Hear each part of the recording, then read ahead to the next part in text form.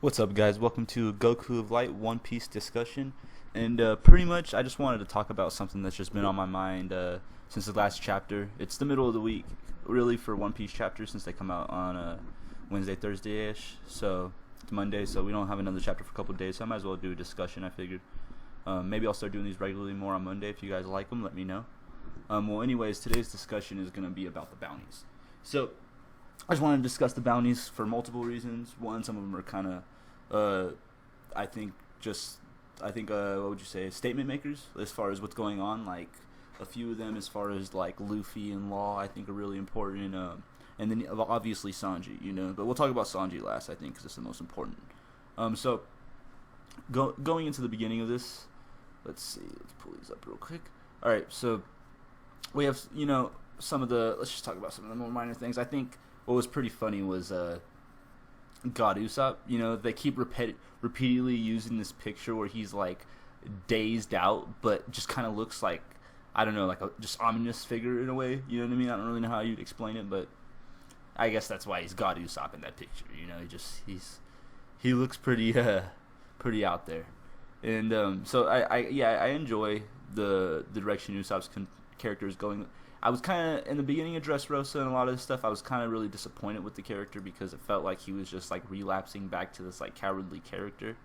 And even then, I kind of still feel like he's used a little bit more for comic relief than he needs to be, because I really would like to see him be more of a warrior type character. But at the same time, I guess we can't abandon the original character as he is. So we're gonna just have to see him develop over time with just like comedic relief moments. But I think what's really gonna be Usopp's thing is like, he's gonna make himself this legendary figure. He's gonna be known as this legendary warrior, and he probably never really will be that guy. He'll just live. He'll kind of just talk the talk kind of thing. And I think everybody, when it's all said and done, he'll probably be more or less the storyteller of the crew, if anyone's left. I'm not quite certain if Luffy and a lot of these other people are gonna survive the very end of the story, and if they do, they might kind of just go into hiding or go, kind of into their own hermit kind of thing, while Usopp would be the one kind of front line, like talking about, the Straw Hats and how they did this and that, and he was never scared, but really we know that he is scared all the time. So I think that's pretty funny. Enjoyed that. Another thing that I thought was pretty dope was Cyborg Frankie, that they used the big picture of General Frankie. It's like, what I thought was pretty funny is all these pictures, except for Luffy's, really, and I think Sanji's and a few of them. Oh, yeah, kind of more of theirs, but just as far as like the first page goes, like a lot of the bigger ones, the higher bounties, as you could say, they look like kind of dangerous. If you look at Zoro's, he looks pretty dangerous, and then you have like fucking Robin doing this little thing, and Usopp's crazy god picture, but then Luffy's just got a big old smile. It's kind of funny. He's the most dangerous one out of them all to a degree, and as far as what he could do to the government, I would say he's the most dangerous. The whole thing Mihawk talks about bringing people together. It's obviously playing a big factor. If we didn't see with here in Dressrosa, it kind of attributes to just how things go full circle. And basically in the Marineford arc, it was commented as saying his strongest ability is his ability to bring people together. And as we can see, we see he has his own fleet now. So I mean, that doesn't fucking say that. I don't know what does. And then just some of the other bounties were great too. I mean Chopper's is always kind of just like whatever. It's just funny to see Chopper involved in anything. I've never even seen Chopper bounty before. I don't know if he had one before. I don't think he did. I think he just got one. I don't know if he did have one before. I never noticed. It had to have been so small. But the thing that I thought was great is Nami's always got some fucking glamour shot. We're gonna see like some people around the world that are gonna see her new bounty, just kind of checking out her glamour shot, like fucking all like, thirsty over her. So that'll be great. Soul King, fucking they use his poster. That was awesome.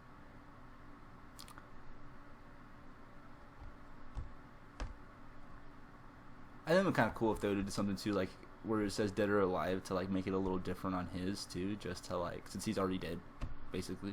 But I don't know. That would have been kind of cool.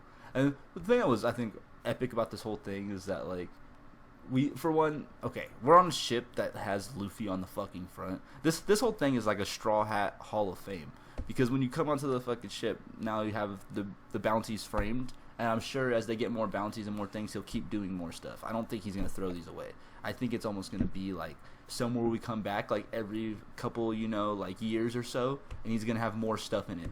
This is gonna be fucking like the Batcave of fucking Straw Hat shit. It's ridiculous. If you read Batman, you know that Batman collects stuff over time from his adventures. That's why I say that. But yeah. So now going into the one that actually matters here. The rest of them are just kind of cool. They just epicness. The only thing I, is really notable too is Law and Luffy have the same bounties at the five. I believe it's what is it? Go back to it. It's 500 billion, I believe, right? Yeah. It's the 500 billion berries or whatever, 500 million berries, whatever. It's the 500 million berries. And so they both have the same thing. Even though we didn't get to see Laws, we heard Bartholomew tell him, so we know they're both at 500. So that notes that they're basically both held, I feel like, equally accountable for what happened in Dressrosa. Like, the world government is looking at both of them.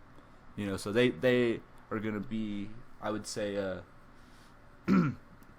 what would you say? The ones that we keep seeing their bounties increase, unless something happens to Law, because it's quite possible Law could die. Then we'll constantly see them increase. Everything with Law is pretty interesting. I'm probably gonna do a Law video soon, so I won't talk about Law too much. But let's get into like I said, the bounty that I think really sticks out and the one that kind of has a revelation to it is Sanji. So I would feel like anybody that follows the One Piece community heavily or watches these theory videos or anything on Sanji knows the whole aspect. Spoiler alert if you don't do this, if you don't watch fucking theory videos, but Sanji being a prince or some kind of royalty, some kind of connection there. And there's things with people having blonde hair that seem really odd, and on top of that, there's one of the Gorosei that have blonde hair, and so that being said, we see on top of his bounty, this is the first time they actually show a picture of Sanji. They show him even though he does look funny, they always make him look funny because that's the thing, but it's a real picture of him. Now it says on his bounty, only alive. Only alive. It almost to say that if you were to bring him in dead, you would be punished. I think that's really interesting that it says that, I think another thing that's kind of interesting is how high his bounty is, because he hasn't really been he wasn't red-handed in this whole situation. He was there, you know what I mean. He made an appearance, but he didn't do none of the real damage. You know what I'm saying? He's just part of the Straw Hat crew and identified as part of the crew. So I think and then the whole thing with only valid if he's alive. I'm sure that really means he's some kind of royalty, or he has to be connected to somebody in some important way. Now we know this, because of the whole shipwreck thing. Like prior, there was a lot of easy ways to argue different multiple Sanji theories, but I personally think that this is like the most hardcore evidence you could ever have that Sanji's royalty, or he's connected to the Gorosei in some way, celestial dragons even, maybe just nobility, maybe he's something similar to Sabo. I'm not sure exactly. What do you guys think? Do you think it's similar to Sabo?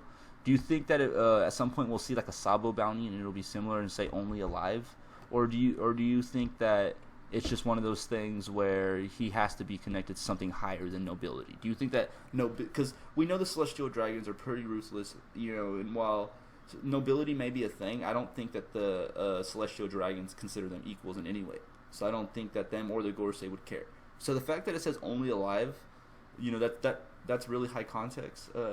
Do you think that means that he is in fact royalty? As far as part of the celestial dragons, and if he is, who do you think he's connected to? Do you think he's connected to the Gorosei? Because we know one of them. We've seen one of them with blonde hair, or do you think it's someone else? Do you think it's a character we haven't seen yet? Do you think that there's going to be a character we see later on that'll actually be Sanji's dad? What do you think about that? Do you think his story might be similar to Sabo's, like he was just running away? What do you think about all that?